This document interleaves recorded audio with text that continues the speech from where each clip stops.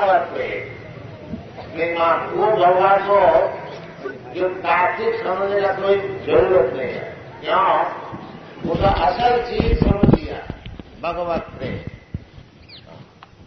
तो भगवत प्रेम जिसको हो गया है, उनको ये समझना कोई आवश्यकता है नहीं कि भगवान कितना बड़ा है। भगवान तो वो जानते ही नहीं कि भगवान। जैसे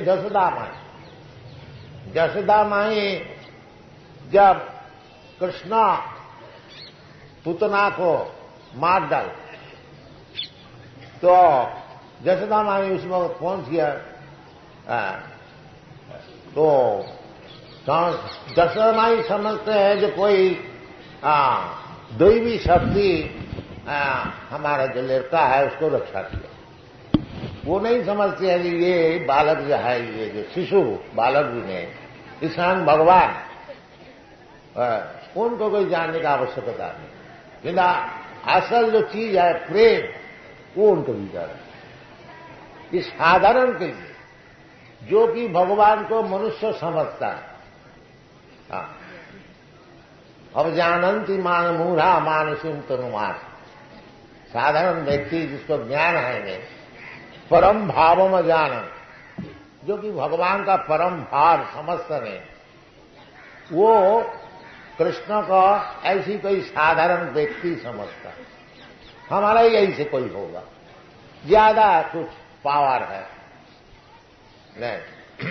इसका नाम है कूपमंडूक न्याय, कुआं का मेढक। कुआं का मेढक वो 3 फुट पानी में उसको अवस्थान है, वो क्या समझेगा कि प्रशांत तो महासागर क्या चीज है। वो खाली सोचते ही जाएगा।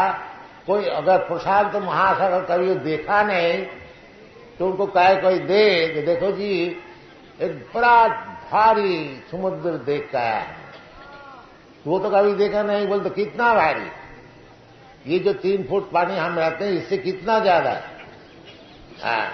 इतना हो और थोड़ा 2-4 इंची ज्यादा, 10 इंची, तो वो सोचते ही रहे ऐसा 2 इंची, 4 इंची, 10 इंची। बाकी उसको कभी समझ में नहीं आएगा कि प्रशांत महासागर क्या चीज। इसलिए जो मूर्ख होते हैं वो कृष्ण को साधारण मनुष्य समझते हैं, और नहीं तो कोई समझ लिया कि कोई महान पुरुष होगा, ऐतिहासिक। बाकी वो जो स्वयं भगवान है वो उनको दिमाग में घुसता है। इसलिए उनको समझाने के लिए भगवान को अपनी महिमा बता रहे हैं। भूमिरपानलो वायु खंगमन बुद्धि वच अहंकार अग्नि में भिन्ना प्रकृति रस्तधा। देखिए भगवान तात्विक आपने को समझा ना, ये जो भूमि मट्टी है और जल है, भूमि आप अनल अग्नि, भूमि आप अनल वायु, और वायु हवा, और अहंकार। अहंकार जो हम लोग अभी समझते हैं कि मैं हूं, इंग्लिश में कहते हैं लॉ ऑफ आइडेंटिटी, मैं हूं। सब कोई अपना अहंकार है।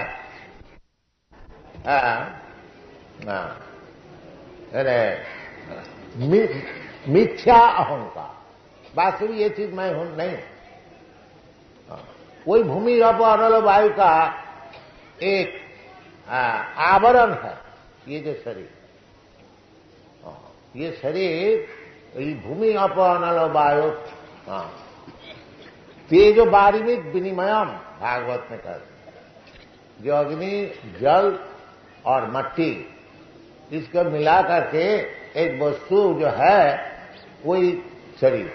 ये सारी दुनिया ही यही है, हमारा शरीर नहीं, आपका शरीर नहीं, सारा दुनिया यही चीज है।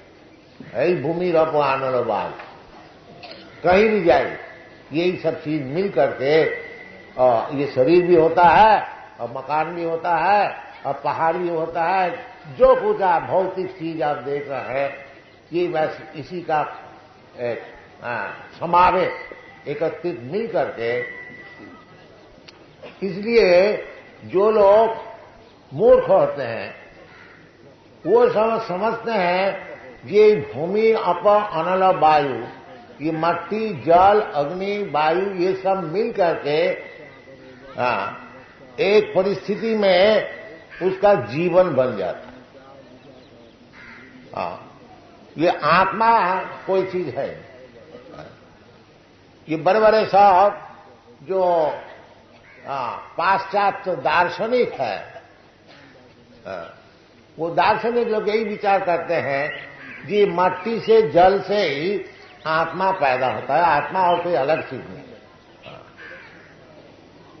और ये बुद्ध का भी यही विचार है कि मट्टी, जल, पानी, अग्नि, हवा, ये सब मिल करके एक परिस्थिति हुई है, इसको तोड़ दीजिए, ये जो सब अलग अलग हो जाएगा, फिर सुख दुख का अनुभव नहीं। भगवान कहते हैं नहीं, ये जो मट्टी, जल, अग्नि, वायु और सुख चीज, अहंकार, बुद्धि, मन, स्थूल और सूक्ष्म, ये शरीर है स्थूल, और इसका भीतर में एक सूक्ष्म शरीर होता है। वो सूक्ष्म शरीर क्या चीज है? मन, बुद्धि, अहंकार। ये शरीर, स्थूल शरीर जब नष्ट हो जाता है तो वो जो सूक्ष्म शरीर है उसमें जीवात्मा रह जाता है।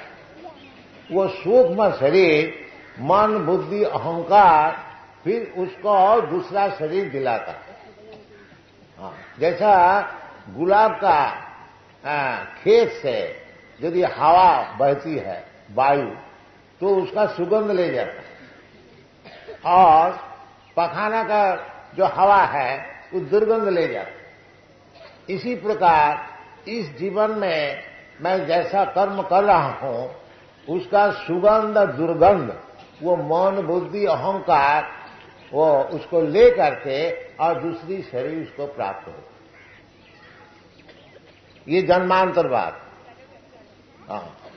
कर्मणा दैव नेत्रेना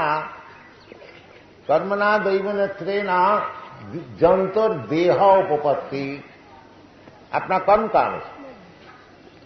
इसलिए कर्म अच्छा करना चाहिए।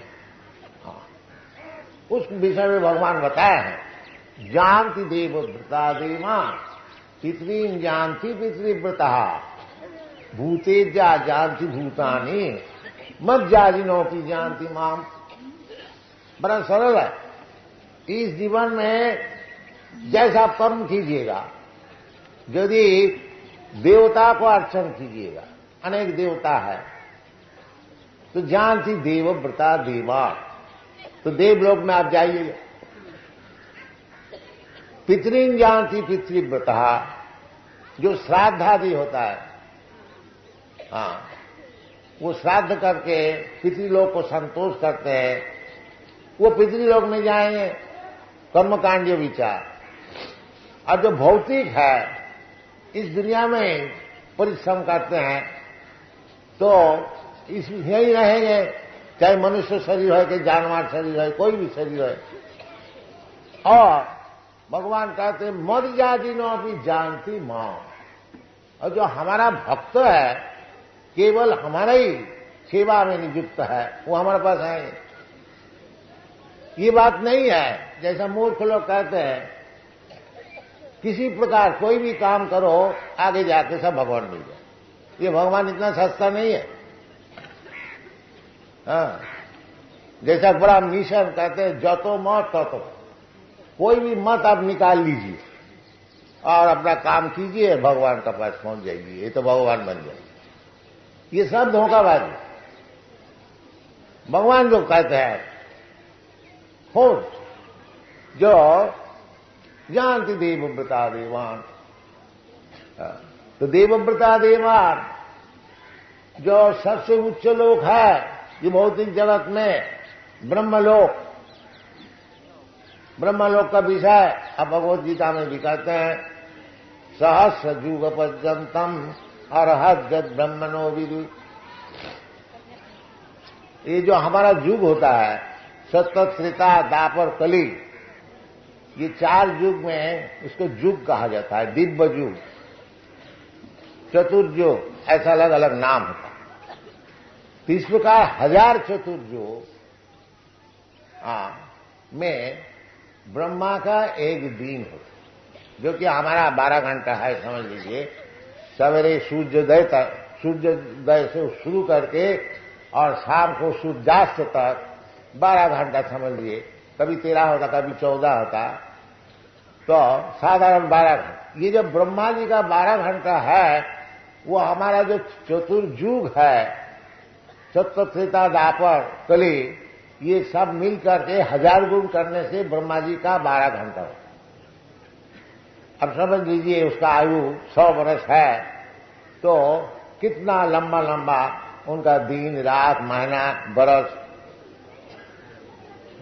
तो ब्रह्मलोक में जाने से जैसा ब्रह्मा जी का आयु है वो आपको मिल सकता है।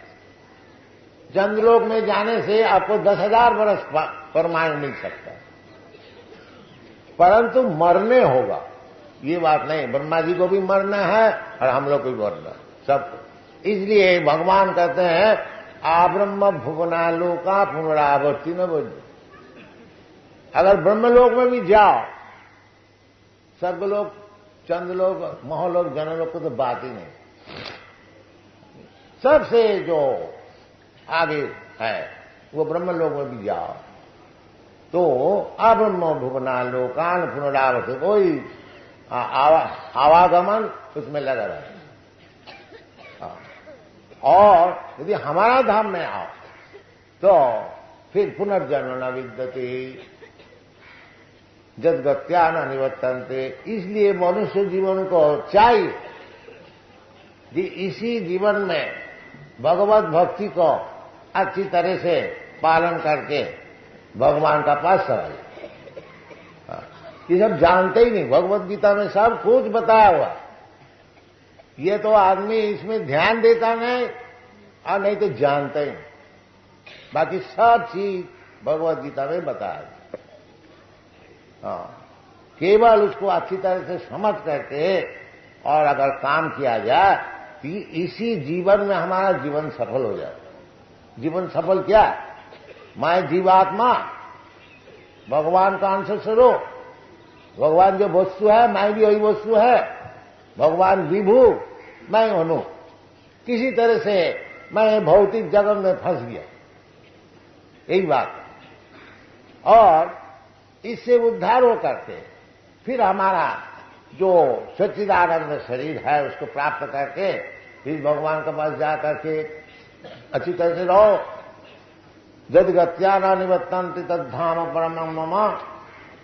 नित्य काल, नित्य नित्यानाम, वेद में कहते हैं कि भगवान नित्य वस्तु है, हम लोग भी नित्य वस्तु है। तो फिर क्यों अनित्य संसार में हम लोग इधर इतना तकलीफ उठाकर, ये दिमाग में घुसता। इसका नाम है पशु जीवन। जैसे पशु का दिमाग में घुसता नहीं कि क्यों इतना परिश्रम कर रहे हैं। इसी प्रकार जो व्यक्ति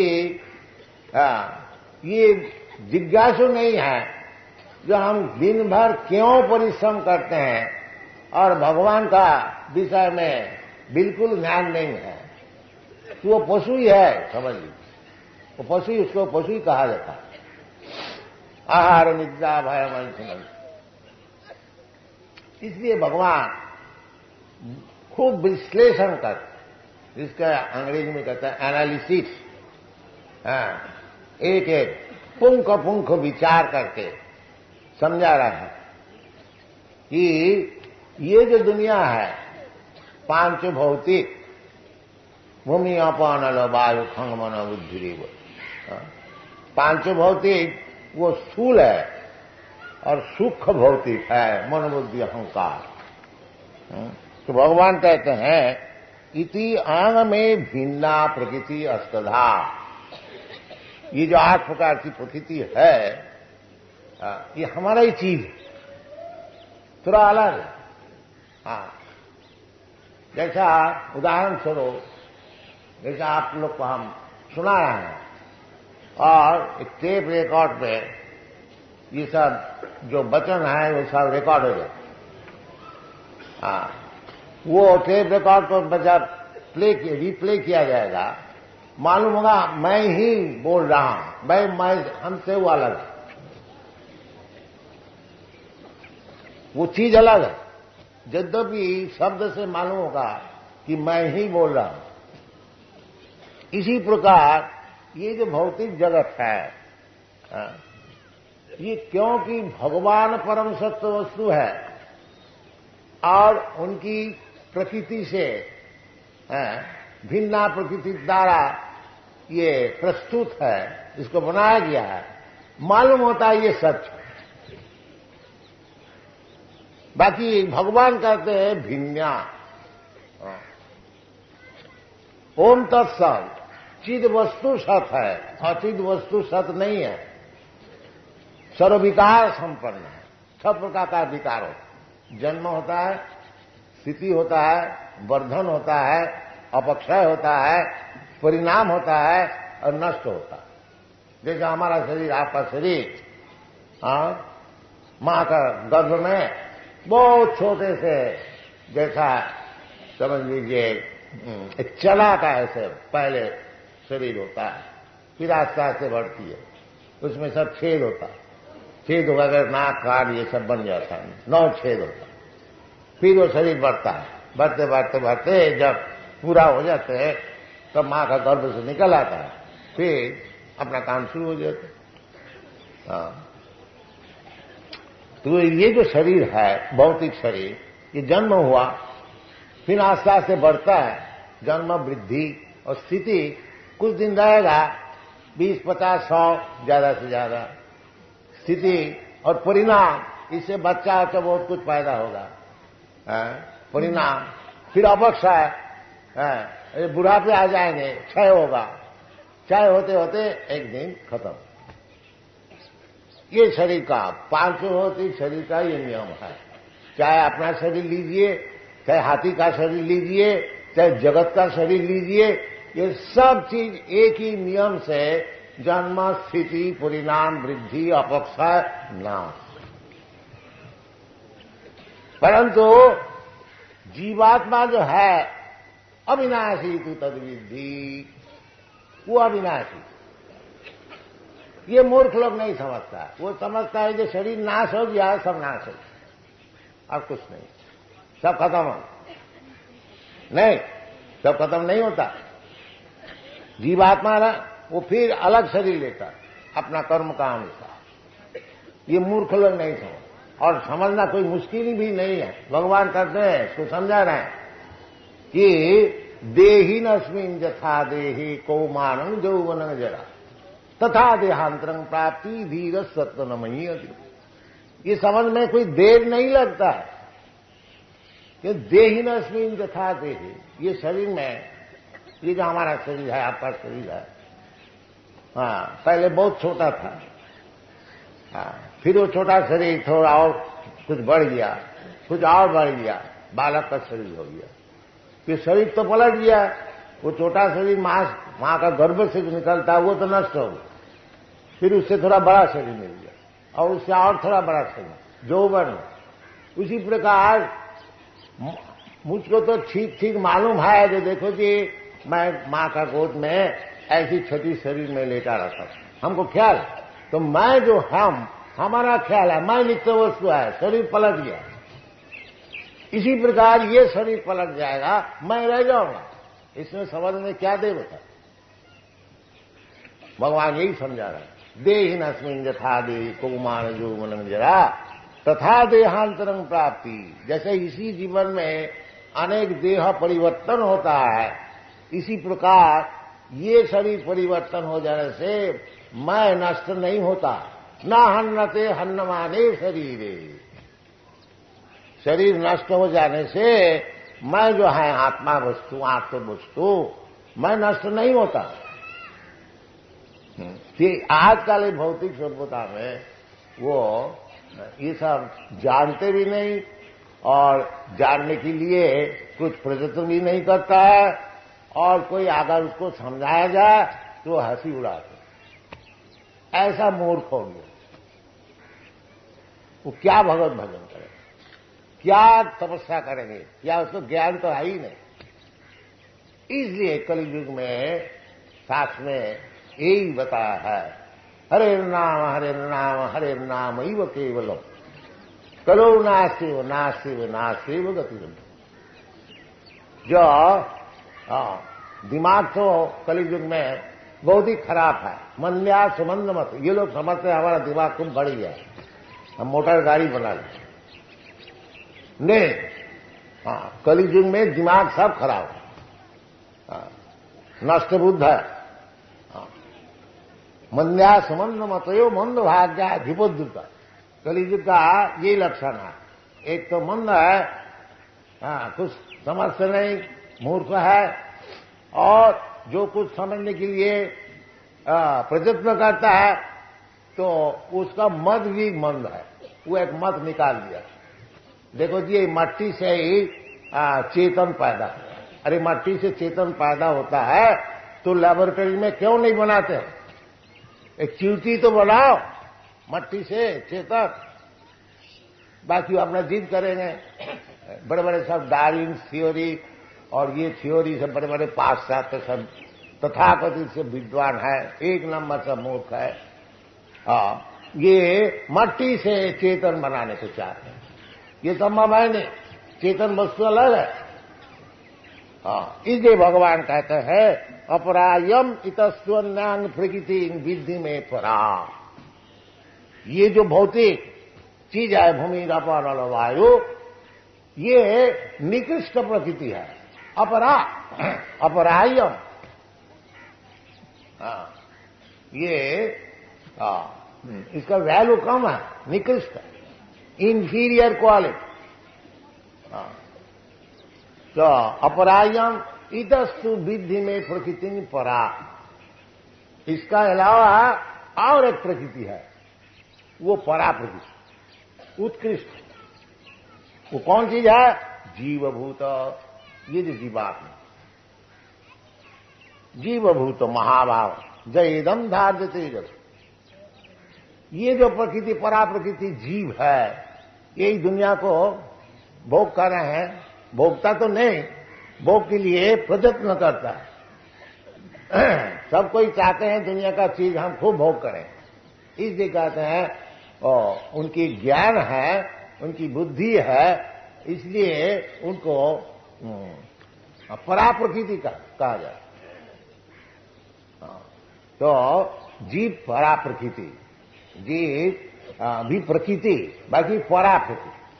ये भूमि पांच भौतिक जो चीज है ये अपरा प्रकृति, और जीवात्मा जो है परा प्रकृति। बाकी प्रकृति पुरुष नहीं, पुरुष का अर्थ होता है भोक्ता, और प्रकृति का अर्थ होता है भोग्या। तो भगवान पुरुष है, गोविंदम आदि पुरुषम, भगवान पुरुष।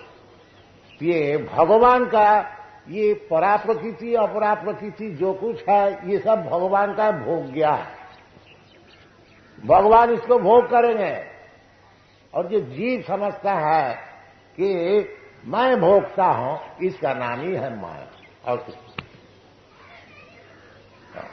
भगवान पुरुष है, और ये जरा प्रकृति और चित प्रकृति दोनों ही भगवान का भोग वस्तु है। तो हम लोग ये जब भूल जाते हैं कि भगवान कृष्ण भोक्ता है, और मैं जब भोक्ता बनने के लिए प्रयत्न करता हूं, उसका नाम है माया। वही माया का चक्र। जो चीज मैं है नहीं उसको यानी कृत्रिम भाव से, artificially we are trying to do, that is called maya. We are not bhokta. भोक्ता एकमात्र भोक्ता भगवान। भोक्ता हम जगदवसाम सर्वलोको महेश्वरम। तो भगवान तो सर्वलोको महेश्वरम, क्योंकि भगवान की प्रकृति से जो कुछ है दुनिया में सब कुछ बनी हुई है। दुनिया में है क्या चीज? यही भूमि रप और वायु, उसको मिला मिला करके के एक चीज खड़ा कर देते हैं बस।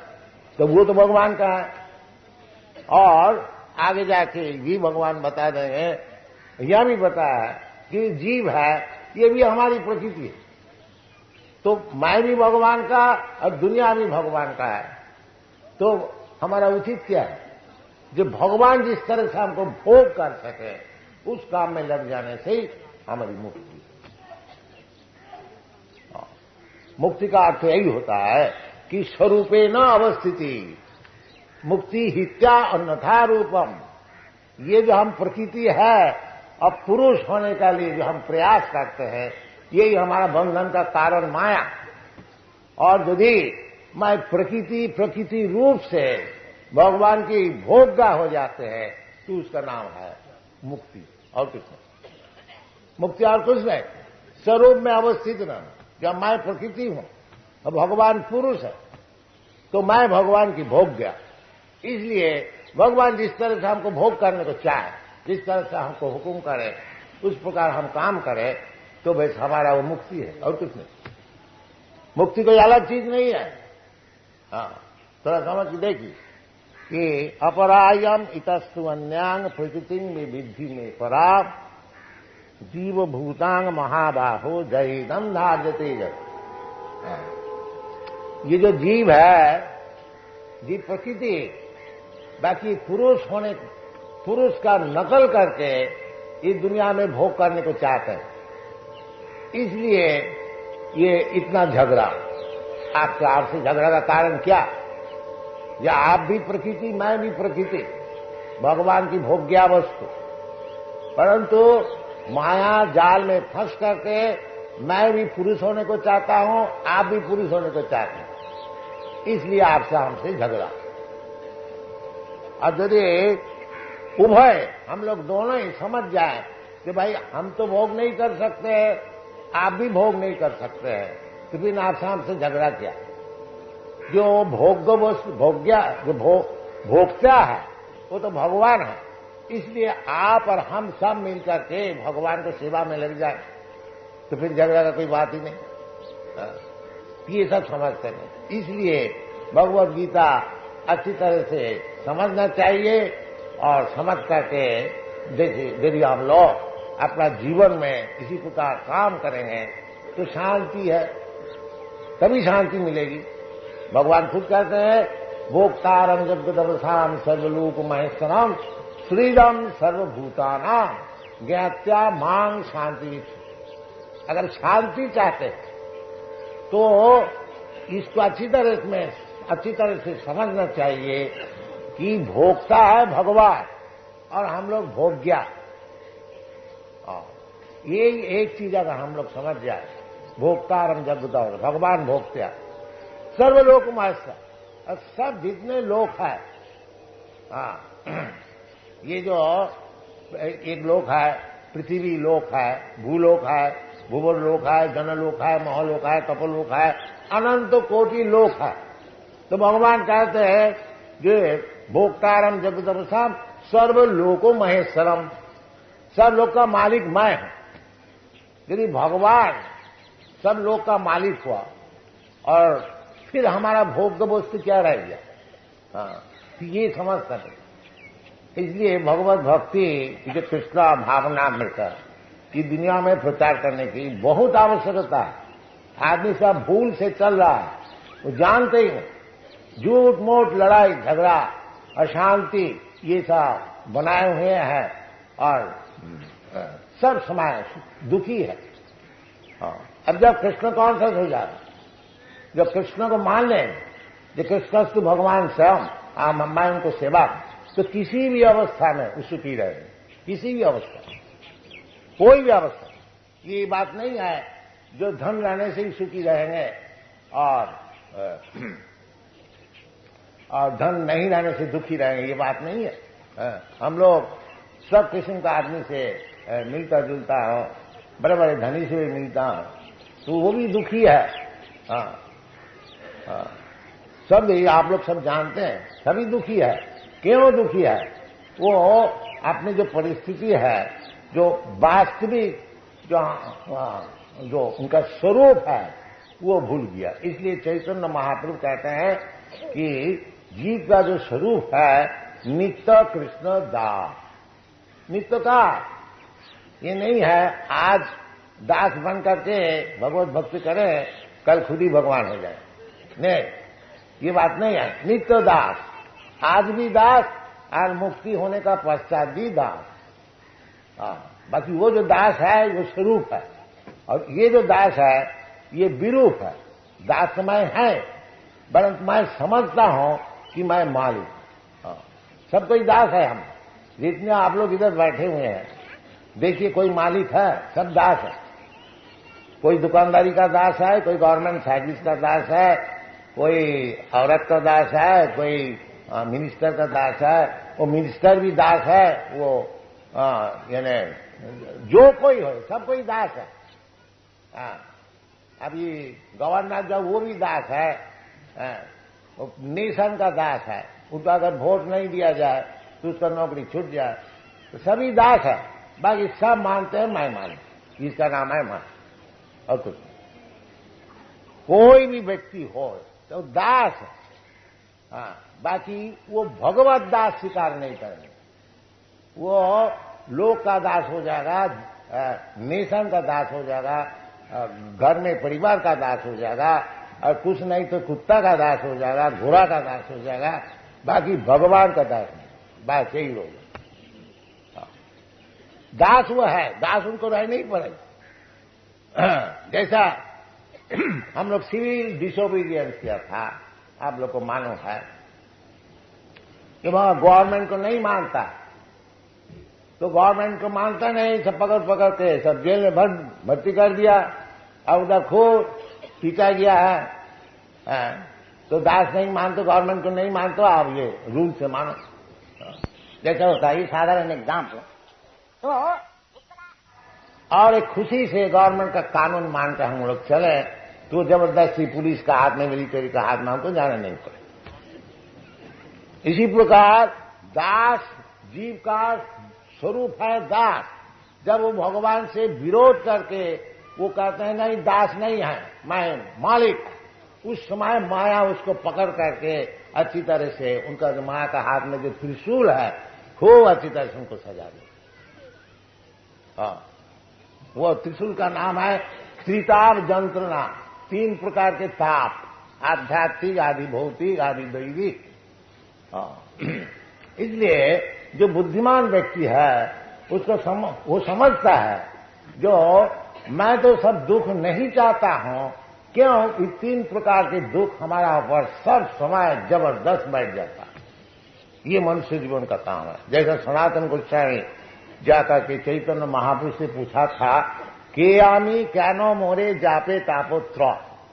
महाराज आपके पास है तो गुरु का पास जाकर के यही पूछना है, वास्तविक हमारा स्वरूप क्या, और मैं तो दुनिया का कुछ दुख नहीं चाहता हूं, क्यों हमारा ऊपर दुख जबरदस्त बढ़ जाए, यही पूछना। ये गुरुकरण का अर्थ होता है जिसको समाधान कर। जैसा अर्जुन पहले भगवान कृष्ण से मित्रता हिसाब से बातचीत कर रहा है, जब उसको समाधान नहीं हुआ तो कृष्ण को गुरु माना, शिष्य से हम साधिमान प्रपन्नम, जो आपको मैं शिष्य बन जाता हूं, आप हमको उपदेश दीजिए जिस तरह से ये जो हमारा चंचल मन हो गया, लड़ाई क्षेत्र में आकर के हम लड़ाई करने को नहीं चाहता, तो उसका अर्थ इसलिए भगवान को गीता समझा। तो इसी प्रकार हम लोग को समझना चाहिए कि मैं तो दुख नहीं चाहता हूं, और किधर से कौन दुख भेज देता है जो कि जबरदस्ती हमको भोगने पड़ता। इसका समाधान क्या है, ये जब प्रश्न होगा फिर आस्ते आस्ते वो भगवान का प्रश्न भी आएगा, भगवान से हमारा क्या संपर्क है वो भी समाधान होगा। फिर भगवान का सेवा में लग जाने से हमारा सब दुख मिट जाएगा। इसलिए कलियुग में वो भगवत प्राप्ति के लिए एक ही उपाय है, बड़ा सरल उपाय,